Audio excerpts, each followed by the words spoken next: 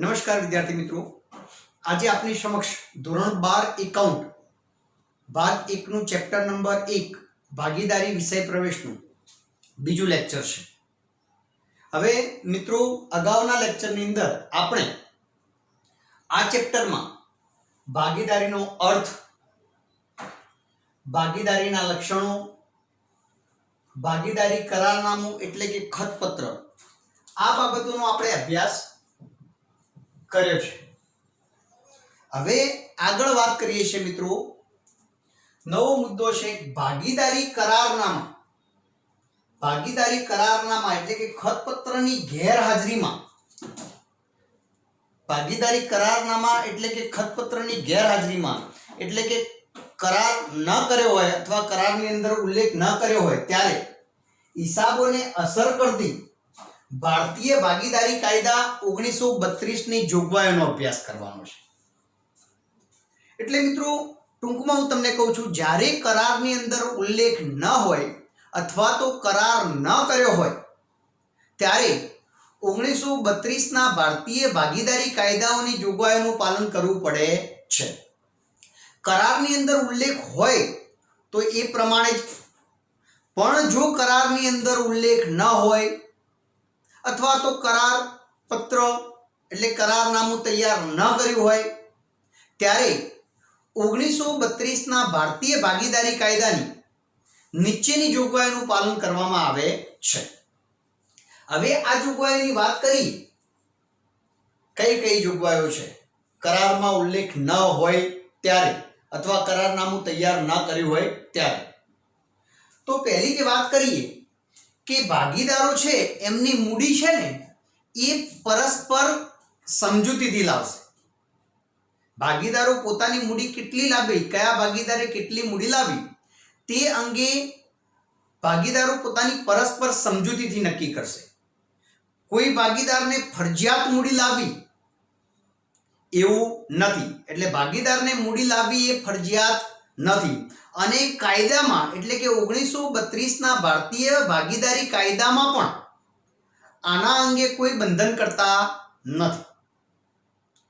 એટલે પહેલો વાત આપણે થઈ ગઈ કે ભાગીદારો છે પોતાની મૂડી છે એ પરસ્પર સમજૂતીથી નક્કી કરશે, મૂડી અંગે કોઈ બંધન કરતા નથી, દરેક ભાગીદારે મૂડી લાવવી એ ફરજિયાત નથી અને આ અંગે 1932 ના ભારતીય ભાગીદારી કાયદામાં પણ કોઈ જોગવાઈ નથી। હવે બીજા પોઈન્ટની વાત કરીએ કે મૂડી પર વ્યાજ। જ્યારે કરારની અંદર ઉલ્લેખ હોય તો જે પ્રમાણે છે, પણ જો કરારની અંદર ઉલ્લેખ ન હોય, કરારમાં ઉલ્લેખ ન હોય તો ભાગીદારોને મૂડી પર વ્યાજ ચૂકવાશે નહીં। મિત્રો, આપણે આ શાની વાતો કરીએ છીએ? કરારમાં ઉલ્લેખ ન હોય અથવા કરારનામું તૈયાર ન કર્યું હોય, બરાબર છે?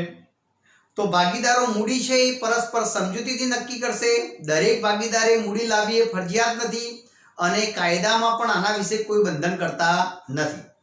બીજી વાત કરીએ કે મૂડી પર વ્યાજ। જો કરારમાં આ અંગે કોઈ જોગવાઈ ન હોય તો કાયદા પ્રમાણે મૂડી પર વ્યાજ ભાગીદારોને ચૂકવાશે નહીં।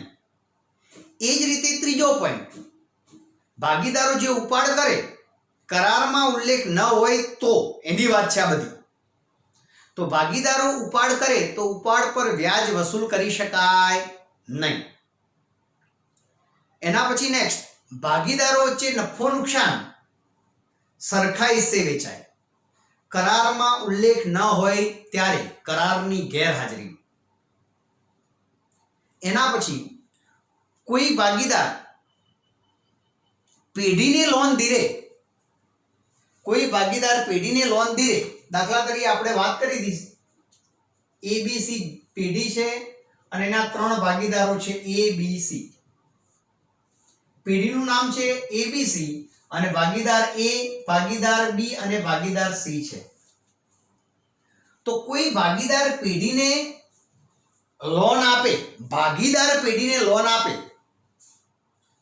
અને એના અંગે કરારની અંદર કોઈ વ્યાજ અંગે કોઈ ઉલ્લેખ ન હોય, ઉલ્લેખ હોય તો ઉલ્લેખ હોય તો કાયદાની કોઈ જોગવાઈનું પાલન કરવાનું રહેતું નથી. પણ જો કરારની અંદર ઉલ્લેખ ન હોય એટલે કે કરારની ગેરહાજરીમાં ભાગીદાર પેઢીને લોન ધીરે તો એને કાયદા પ્રમાણે જો ઉલ્લેખ ન હોય તો 6% વ્યાજ આપવામાં આવે છે. ત્યારબાદ ભાગીદારને પગાર, કમિશન, બોનસ, મહેનતાણું આપી શકાય નહીં. કરારની અંદર ઉલ્લેખ ન હોય તો ભાગીદારોને પગાર, કમિશન, બોનસ, મહેનતાણું આપી શકાય નહીં. અને છેલ્લો છે કે કોઈ ભાગીદાર વાજબી ખર્ચ કરે તો એ મેળવવા માટે હકદાર છે. હવે મિત્રો આપણે ટૂંકમાં ફરીથી સમજાવીએ છીએ કે ભાગીદારી કરારનામા એટલે કે ખતપત્ર. ભાગીદારી કરારનામાને શું કહેવામાં આવે છે? ખતપત્ર. ગેરહાજરીમાં એટલે કે જ્યારે કરારનામાની અંદર ઉલ્લેખ ન હોય, હિસાબોને અસર કરતી ભારતીય ભાગીદારી કાયદાની જોગવાઈઓ. ભારતીય ભાગીદારી કાયદો ક્યારે અમલમાં આવ્યો? 1932માં. એની જોગવાઈઓ શું છે? કરારનામાની ગેરહાજરીમાં એટલે ખતપત્રની ગેરહાજરીમાં એના અંદર જો સ્પષ્ટતા હોય કરારનામામાં તો પછી કોઈ કાયદાની જોગવાઈનું પાલન ના કરવાનું હોય. જે પ્રમાણે કરાર કર્યો છે એ પ્રમાણેનું વર્તન કરવાનું થાય. પણ જો કરારની અંદર આ અંગે કોઈ સ્પષ્ટતા ના હોય અથવા ઉલ્લેખ ના હોય અથવા કરારનામું તૈયાર ના કર્યું હોય તો પછી 1932ના ભારતીય ભાગીદારી કાયદાઓની નીચેની જોગવાઈઓનું પાલન કરવામાં આવે છે. અને એમાં પહેલો પોઈન્ટ હું લખતો નથી, આપ સમજજો અને લખજો, બહુ અગત્યની વસ્તુઓ છે. તો ભાગીદારો છે પોતાની મૂડી છે ને એ પરસ્પર સમજૂતીથી નક્કી કરે છે કયા ભાગીદારે કેટલી મૂડી લાવી. દરેક ભાગીદારે મૂડી લાવવી એ ફરજિયાત નથી અને આ અંગે કાયદાની અંદર પણ કોઈ જોગવાઈ નથી. એટલે જો કરારનામાની અંદર ઉલ્લેખ ન હોય તો ભાગીદારો છે પોતાની મૂડી છે પરસ્પર સમજૂતીથી નક્કી કરશે. બરાબર છે? કાયદામાં આના અંગે કોઈ બંધન કરતા નથી. ભાગીદારો પેઢીને મૂડી આપે છે, એના બદલામાં પેઢી ભાગીદારોને મૂડી પર વ્યાજ ચૂકવતી હોય છે. હવે આ મૂડી પર વ્યાજ પેઢી ચૂકવતી હોય છે અને મિત્રો પેઢી ચૂકવતી હોય એટલે મૂડી પર વ્યાજ પેઢી માટે ખર્ચ છે અને ભાગીદારોને મળતું હોય એટલે આવક છે. પણ મિત્રો અહીંયા આપણે વાત કરીએ છીએ કે મૂડી પર વ્યાજ જો કરારનામાની ગેરહાજરીમાં એટલે કરારની અંદર ઉલ્લેખ ન હોય તો ભાગીદારોને મૂડી પર વ્યાજ ચૂકવાશે નહીં. એ જ પ્રમાણે ભાગીદારો જે ઉપાડ કરે છે તો કરારનામાની અંદર ઉલ્લેખ ન હોય, સ્પષ્ટતા ના હોય તો ભાગીદારો પાસેથી ઉપાડ પર વ્યાજ પણ વસૂલ કરી શકાય નહીં. નંબર 4, કરારનામાની અંદર ઉલ્લેખ ન હોય તો ભાગીદારો વચ્ચે જે નફો નુકસાન છે એ સરખા હિસ્સે વેચાશે. કરારનામામાં ઉલ્લેખ ન હોય અથવા સ્પષ્ટતા ના હોય ત્યારે ભાગીદારો વચ્ચે નફો નુકસાન કયા પ્રમાણમાં વેચાય? સરખા હિસ્સે. આપણે વાત કરતા હતા કે ભાગીદાર પેઢીને લોન ધીરે. પેઢી ભાગીદારને દિલે એવું નહીં, ભાગીદાર પેઢીને લોન ધીરે. ભાગીદાર પેઢીને લોનનું ધિરાણ કરે અને કરારમાં આના વ્યાજ અંગે કોઈ ઉલ્લેખ ન હોય તો પણ પેઢીએ ભાગીદારને 6% વ્યાજ આપવું પડે છે. આવું કાયદો કહે છે. સ્પષ્ટતા હોય તો એ પ્રમાણે, પણ સ્પષ્ટતા ન હોય તો 1932ના ભારતીય ભાગીદારી કાયદાની જોગવાઈ પ્રમાણે ભાગીદારે પેઢીને ધીરેલ લોન પર 6% વ્યાજ આપવું પડે છે. એના પછી નંબર 6, ભાગીદારને પગાર, કમિશન, બોનસ, મહેનતાણું આપી શકાય નહીં. ભાગીદારને પગાર, કમિશન, બોનસ, મહેનતાણું આપી શકાય નહીં જો કરારની અંદર સ્પષ્ટતા ના હોય તો. અને છેલ્લો 7મો મુદ્દો છે કે કોઈ ભાગીદાર વાજબી ખર્ચ કરે તો તે મજરે મેળવવા માટે હકદાર છે. તો મિત્રો આ ખાસ મુદ્દા યાદ રાખવાના, બરાબર છે, કારણ કે અમુક જ્યારે સ્પષ્ટતા ન હોય ત્યારે આપણે કાયદાની જોગવાઈનું પાલન કરી અને નિર્ણય લેવાનો હોય છે. હવે આપણે વાત કરીએ છીએ ભાગીદારોના મૂડી ખાતા.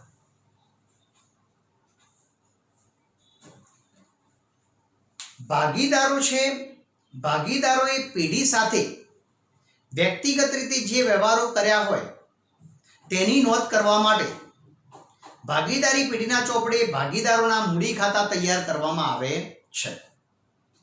ભાગીદારોએ વ્યક્તિગત રીતે પેઢી સાથે જે વ્યવહારો કર્યા છે તે વ્યવહારોની હિસાબી નોંધ કરવા માટે ભાગીદારી પેઢીના ચોપડે ભાગીદારોના મૂડી ખાતા તૈયાર કરવામાં આવે છે. ભાગીદારોના મૂડી ખાતા તૈયાર કરવાની બે પદ્ધતિઓ છે. ભાગીદારોના મૂડી ખાતા રાખવાની બે પદ્ધતિઓ છે અને એમાં નંબર 1 અસ્થિર મૂડી ખાતાની પદ્ધતિ, અસ્થિર મૂડી ખાતાની પદ્ધતિ, અને નંબર 2 સ્થિર મૂડી ખાતાની પદ્ધતિ.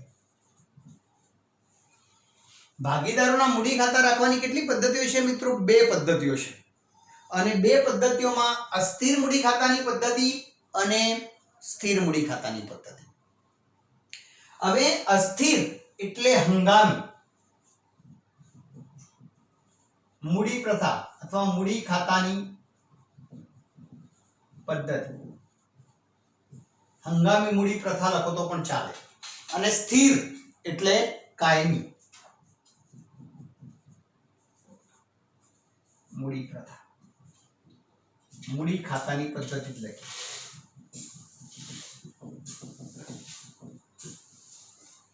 તો ભાગીદારોના મૂડી ખાતા રાખવાની કેટલી પદ્ધતિઓ છે? બે પદ્ધતિઓ છે અને આ બે મૂડી ખાતા રાખવાની પદ્ધતિઓ કઈ કઈ છે? અસ્થિર મૂડી ખાતાની પદ્ધતિ અને સ્થિર મૂડી ખાતાની પદ્ધતિ.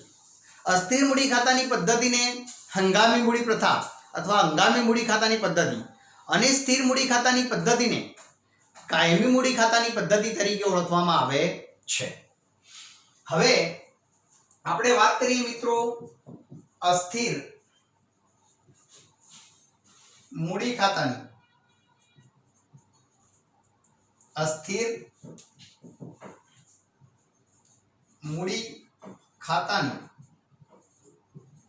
પદ્ધતિ.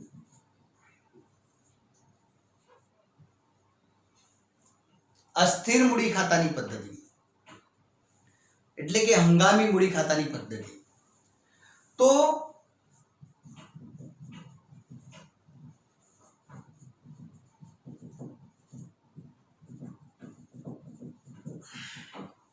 અસ્થિર મૂડી ખાતાની પદ્ધતિ, હંગામી મૂડી ખાતાની પદ્ધતિ. તો સામાન્ય રીતે ભાગીદારોના આ મૂડી ખાતા રાખવાની પદ્ધતિ છે અસ્થિર મૂડી ખાતાની પદ્ધતિ. સામાન્ય રીતે ભાગીદારોના આ પ્રમાણેના મૂડી ખાતા રાખવાની પદ્ધતિ છે. એમાં વર્ષની શરૂઆતની મૂડી અને વર્ષની આખરની મૂડીમાં ફેરફાર જોવા મળે છે.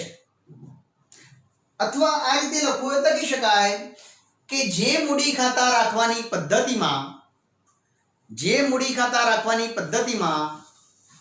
વર્ષની શરૂઆતની મૂડી અને વર્ષની આખરની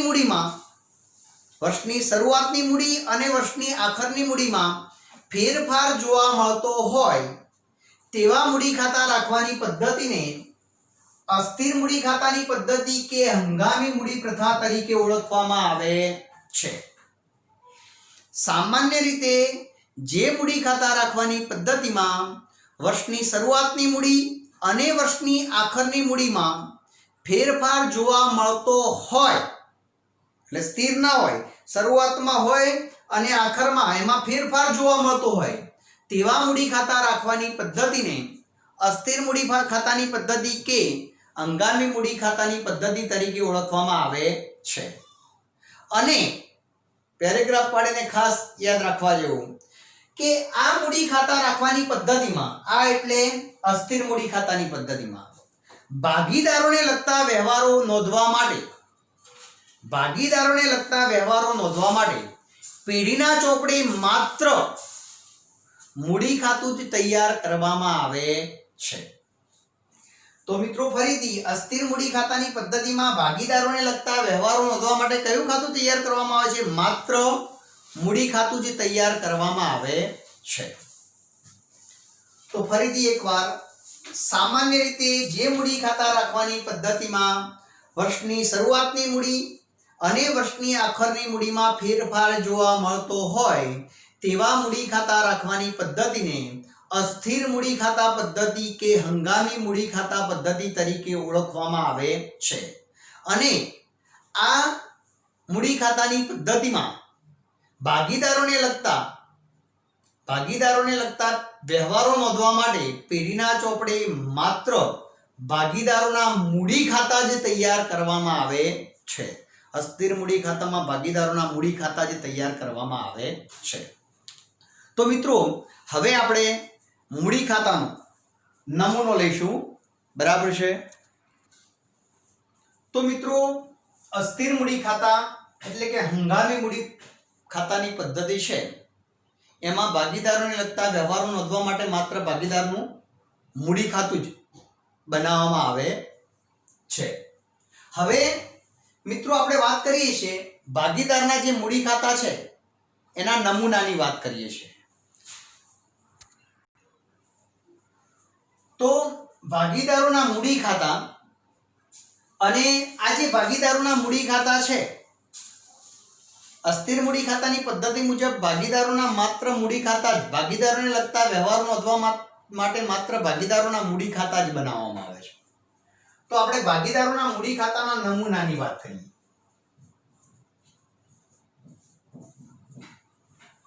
કે મૂડી ખાતું કઈ રીતે તૈયાર થાય છે. અસ્થિર મૂડી ખાતાની પદ્ધતિ મુજબ ભાગીદારોના મૂડી ખાતા કઈ રીતે તૈયાર થાય છે.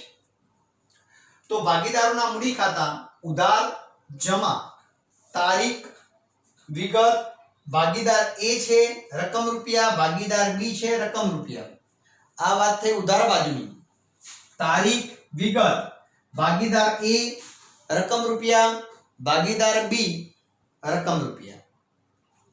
તો હવે મિત્રો આપણે વાત કરીએ છીએ કે મૂડી ખાતામાં પહેલા જ મૂડી દર્શાવવામાં આવે છે અને આપણે હિસાબી વર્ષની શરૂઆતની મૂડી દર્શાવવામાં આવે છે.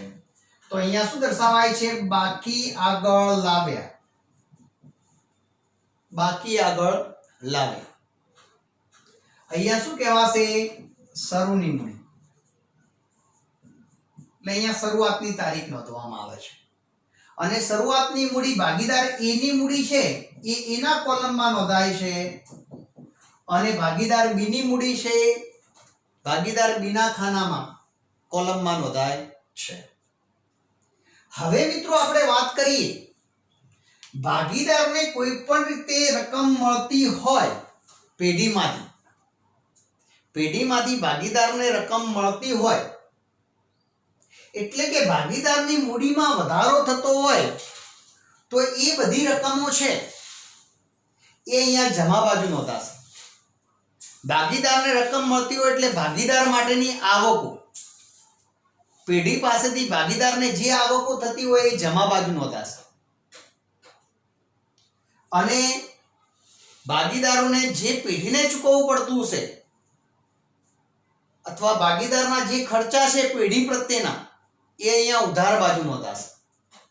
તો મિત્રો પહેલા આપણે શું નોંધી નાખ્યું? શરૂઆતની મૂડી, બાકી આગળ લાવે. હવે મૂડી પર વ્યાજ વાત કરીએ. તો વિદ્યાર્થી મિત્રો મૂડી પર વ્યાજ, તો એના વિશે સમજીએ કે મૂડી છે એ ભાગીદારો પેઢીને આપે છે. મૂડી ભાગીદારો પેઢીને આપે છે અને ભાગીદારો પેઢીને મૂડી આપતા હોય તો મૂડી એના બદલામાં પેઢીને શું આપે? વ્યાજ આપે. એટલે મૂડી પર વ્યાજ એ ભાગીદાર માટે આવક થાય. કારણ કે ભાગીદારો છે એ પેઢીને મૂડી આપે તો મૂડી પેઢી રાખે છે, ઉપયોગ કરે છે, એના બદલામાં ભાગીદારોને મૂડી ઉપર વ્યાજ આપે. તો મૂડી પર વ્યાજ એ ભાગીદારો માટે આવક છે.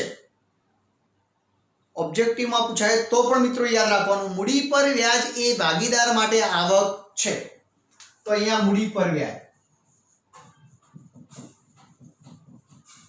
આ વ્યાજની ગણતરી સામાન્ય રીતે વર્ષના અંતે થતી હોય છે. મૂડી પર વ્યાજ, એની મૂડીનું વ્યાજ એના કોલમમાં, ભાગીદાર બી ની મૂડીનું વ્યાજ ભાગીદાર બી ના કોલમમાં. મૂડી પર વ્યાજ એ ભાગીદાર માટે આવક છે. ચૂકવે છે કોણ? પેઢી ચૂકવે છે, એટલે પેઢી માટે ખર્ચ થાય. બરાબર છે. અહીંયા આપણે હાલ વાત કરીએ છીએ ભાગીદારોના મૂડી ખાતા, એટલે અહીંયા ભાગીદાર માટે આવક થાય. બરાબર છે. પણ આપણે એ પણ યાદ રાખવાનું કે ભાગીદારને આવક થાય છે પણ ચૂકવનાર પેઢી છે, એટલે પેઢી માટે મૂડી પર વ્યાજ એ ખર્ચ છે. એ જ રીતે કોઈ સક્રિય ભાગીદાર પેઢીમાં કામ કરતો હોય તો એના બદલામાં ભાગીદારને પગાર આપવામાં આવે. પેઢી ભાગીદારને પગાર આપે, બોનસ આપે, કમિશન આપે, મહેનતાણું આપે. આ બધી રકમો પેઢી આપે છે, એટલે પેઢી માટે ખર્ચ છે પણ ભાગીદારોને મળે છે. બરાબર છે. એક મુદ્દો મિત્રો થોડો કરાઈ ગયો કે અહીંયા બાકી આગળ આવ્યા, શરૂઆતની મૂડી લખી અને જો વર્ષ દરમિયાન વધારાની મૂડી લાવ્યા હોય તો રોકડ બેંક ખાતી. મૂડી પર વ્યાજ થોડીક નીચે લખીએ છીએ. વધારાની મૂડી લાવ્યા હોય તો રોકડ, બેંક કે પછી મિલકત સ્વરૂપે લાવ્યા હોય. ફરીથી મિત્રો શરૂઆતની મૂડી આપણે સમજી લીધું. વધારાની મૂડી લાવ્યા હોય, ભાગીદારો વધારાની મૂડી લાવે, જરૂર નથી કે બંને ભાગીદારો લાવે. ભાગીદાર એ લાવે તો એના કોલમમાં, બી લાવે તો બીના કોલમમાં. રોકડ સ્વરૂપ લાવે તો રોકડ ખાતે, ચેક સ્વરૂપે લાવે તો બેંક ખાતે અને મિલકત સ્વરૂપ લાવે તો મિલકત ખાતે. કૌંસમાં વધારાની મૂડી. આ મુદ્દો રહી ગયો હતો એટલે આપણે નોંધી દીધો. એટલે શરૂઆતની મૂડી, વધારાની મૂડી, પછી આપણે જે રીતે સમજાવ્યું એ રીતે મૂડી પર વ્યાજ. મૂડી પર વ્યાજ ભાગીદારોને મળે છે, ભાગીદાર માટે આવક છે. પછી મેં તમને હાલત સમજાવ્યું કે ભાગીદારોને પગાર, સક્રિય કામ કરવા બદલ ભાગીદારોને પગાર, કમિશન, બોનસ, મહેનતાણું પેઢી આપતી હોય તો ભાગીદાર માટે આવક છે. હું ભેગું જ લખું છું. તો ભાગીદારોને પગાર, કમિશન, બોનસ, મહેનતાણું વગેરે.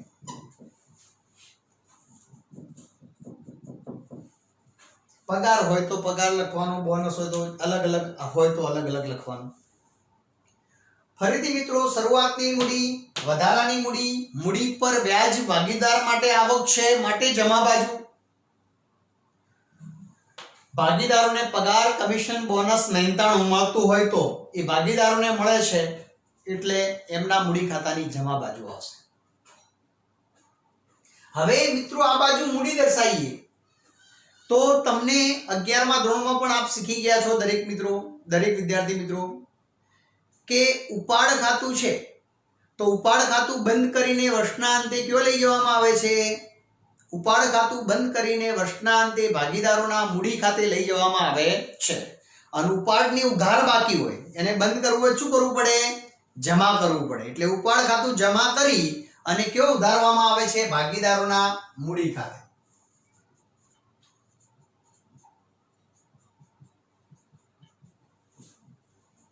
વર્ષના અંતે ઉપાડ ખાતું બંધ કરી અને ભાગીદારોના મૂડી ખાતે લઈ જવામાં આવે છે. તો મૂડી આ બાજુ દર્શાવો જમા બાજુ, ઉપાડ કઈ બાજુ દર્શાવ્યો? ઉધાર બાજુ. મૂડી પર વ્યાજ ભાગીદાર માટે આવક છે.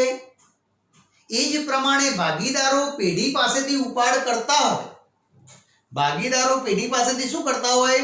ઉપાડ કરતા હોય.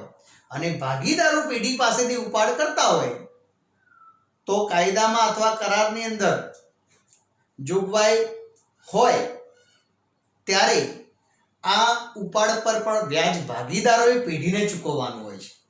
અને ભાગીદારોએ પેઢીને ચૂકવવાનું છે તો ભાગીદાર માટે ખર્ચ છે એટલે ઉપાડ પર વ્યાજ અહીંયા આવશે.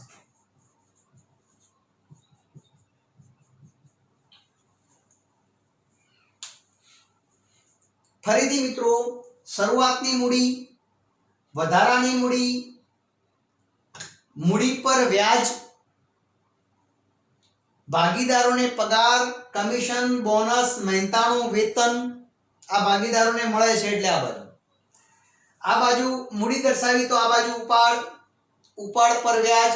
ઘણીવાર પ્રશ્ન પૂછાય છે કે ઉપાડ પર વ્યાજ એ ભાગીદાર માટે શું છે? તો ઉપાડ પર વ્યાજ એ ભાગીદાર માટે ખર્ચ છે.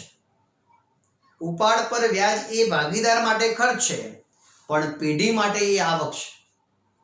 કારણ કે ભાગીદારો ઉપાડ કરે છે, એના બદલામાં પેઢીને વ્યાજ આપવું પડે છે. ભાગીદારોએ પેઢીને વ્યાજ આપવું પડે છે. એટલે ભાગીદારો માટે ખર્ચ છે એટલે આપણે ઉધાર નોંધ્યું. પેઢીને મળે છે એને આવક છે. પેઢીના ચોપડે કઈ રીતે અસર થાય એ પાછળથી આપણે સમજીશું. હવે મિત્રો વર્ષ દરમિયાન વધારાની મૂડી ભાગીદારો લાવે તો જમા બાજુ નોંધીએ છીએ, પણ ઘણીવાર એવું બને કે ભાગીદારોને મૂડી હોય અને ધંધો એટલે કે ટૂંકાવી રાખ્યો હોય અથવા મૂડીની જરૂર ના હોય તો કાયમી ધોરણે મૂડી કોઈ ભાગીદારો ઉપાડી લઈ જાય. ઉપાડ કરે તો બરોબર છે, પણ જે મૂડી છે એની હવે ધંધામાં જરૂર ન હોય તો એમાંથી અમુક મૂડી છે એ ભાગીદારો ઉપાડી જાય કાયમી ધોરણે. તો એ મૂડી લાવે તો અહીંયા અને ઉપાડી જાય તો આ બાજુ લખાય. તો રોકડ, બેંક, મિલકત ખાતે વધારાની મૂડી ઉપાડી જાય ત્યારે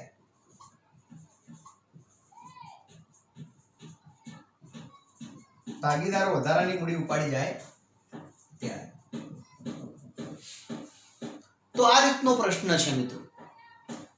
મૂડી દર્શાવી, આ બાજુ ઉપાડ દર્શાવ્યું. વધારાની મૂડી લાવ્યા તો આ બાજુ, વધારાની મૂડી લઈ ગયા તો આ બાજુ. ભાગીદારોને મૂડી પર વ્યાજ મળે આ બાજુ. ભાગીદારોને પગાર, કમિશન, બોનસ, મહેનતાણું મળતું હોય તો આ બાજુ. અને ઉપાડ આ બાજુ છે તો ઉપાડ પર વ્યાજ ઉપાડની નીચે. કારણ કે મૂડી પર વ્યાજ એ ભાગીદાર માટે આવક છે, પેઢી માટે ખર્ચ છે. ઉપાડ પર વ્યાજ એ ભાગીદાર માટે ખર્ચ છે, પેઢી માટે આવક છે. બરાબર છે. હવે મિત્રો આ ભાગીદારને લગતી બાબતો દર્શાવી અને વર્ષના અંતે જ્યારે પેઢીનો નફો નુકસાન થાય ત્યારે નફા નુકસાનની વહેંચણી ભાગીદારો વચ્ચે કરવામાં આવે છે. અને આ નફા નુકસાન છે એ પેઢીના ચોપડેથી, એટલે કે અહીંયા નફા નુકસાન ફાળવણી ખાતે નફો થાય તો આ બાજુ લાવવામાં આવે છે. વહેંચણી પાત્ર નફો કહેવાય. શું કહેવાય? વહેંચણી પાત્ર નફો. નફા નુકસાન ફાળવણી ખાતું તૈયાર કરવામાં આવે છે. એનો અભ્યાસ આપણે પાછળ કરવાનો છે. અને ત્યાંથી ભાગીદારોના નફાની વહેંચણી કરી અને એના ભાગનો નફો છે એ એના કોલમમાં અને બીના ભાગનો નફો છે એ બીના કોલમમાં નોંધવામાં આવે છે. જો મિત્રો આ નફો હોય તો અહીંયા આવે છે, પણ જો નુકસાન થયું હોય તો આ બાજુ દર્શાવવામાં આવે છે. નફા નુકસાન ફાળવણી ખાતે કૌંસમાં વહેંચણી પાત્ર ખોટ. બંનેમાંથી એક જ હોય મિત્રો, બંને ના હોય. પેઢીને કો તો નફો હોય કો તો ખોટ હોય. આ રીતે ભાગીદારને લગતી હિસાબી અસરો આપી દેવામાં આવે છે. વર્ષના અંતે પેઢીનો નફો કે નુકસાન છે એ પણ ભાગીદારો વચ્ચે વહેંચણી થાય છે. જો નફો હોય તો એ વહેંચણી પાત્ર નફો ભાગીદારોના મૂડી ખાતે જમા કરવામાં આવે છે, અને વહેંચણી પાત્ર જો ખોટ હોય તો એ ભાગીદારોના મૂડી ખાતે ઉતારવામાં આવે છે. હવે મિત્રો વર્ષના અંતે આ મૂડી ખાતા બંધ કરવામાં આવે છે. બરાબર છે. અને એ વર્ષના અંતની ભાગીદારોની મૂડી શોધવામાં આવે છે. અહીંયા શરૂઆતની તારીખ, વર્ષ દરમિયાન જે વ્યવહારો જે તારીખે થયા હોય, બરાબર છે, તારીખો નોંધવામાં આવે છે. એ આપણે પછી દાખલામાં અભ્યાસ કરીશું. હવે મિત્રો સામાન્ય રીતે મૂડી ખાતાની જમા બાકી જ હોય. મૂડી ખાતાની કઈ બાકી હોય છે? જમા બાકી. અને મૂડી ખાતાની જમા બાકી હોય એટલે જમા બાજુનો સરવાળો વધુ હોય છે.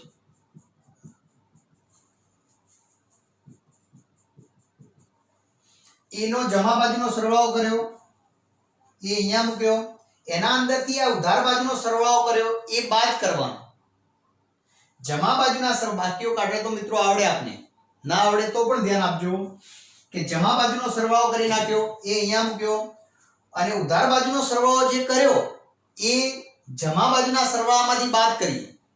ધારો કે જમા બાજુનો સરવાળો 10 લાખ આવ્યો અને ઉધાર બાજુનો સરવાળો 6 લાખ છે, તો તફાવતની રકમ 4 લાખ અહીંયા નોંધવામાં આવે છે. એ જ પ્રમાણે આપણે ભાગીદાર બી ની વાત કરીએ.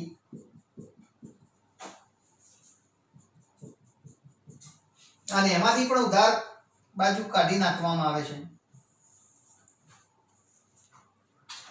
આ શરૂઆતની મૂડી હતી, તો આ એ કઈ બને છે? આખરની મૂડી. બાકી આગળ લઈ ગયા, આખરની મૂડી, વર્ષના આખરની મૂડી બને છે. અને મિત્રો આ વર્ષના આખરની મૂડી જે છે એ હવે પછીના વર્ષની શરૂઆતની મૂડી બને. એટલે પછી અહીંયા દર્શાવવામાં આવે છે આ જે મૂડી છે એ પછીના વર્ષે શરૂઆતની મૂડી બને છે અને એ જમા બાજુ આવે છે, બાકી આગળ લાવે. બરાબર છે. તો આ રીતે મિત્રો આપણે વાત કરી અસ્થિર મૂડી ખાતાની પદ્ધતિ. થોડીક વારમાં પાછું, થોડાક સમયમાં તમને પાછું ટૂંકમાં સમજાવી નાખું છું. તો ભાગીદારોના મૂડી ખાતા રાખવાની કેટલી પદ્ધતિઓ છે? 2 પદ્ધતિઓ છે.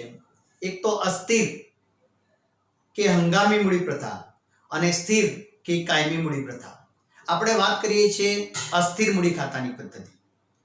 તો અસ્થિર મૂડી ખાતાની પદ્ધતિ, તો જે મૂડી ખાતા રાખવાની પદ્ધતિમાં વર્ષની શરૂઆતની મૂડી, ભાગીદારોના વર્ષની શરૂઆતની મૂડી અને વર્ષની આખરની મૂડીમાં ફેરફાર જોવા મળતો હોય તેવા મૂડી ખાતા રાખવાની પદ્ધતિને અસ્થિર મૂડી ખાતાની કે હંગામી મૂડી ખાતાની પદ્ધતિ તરીકે ઓળખવામાં આવે છે.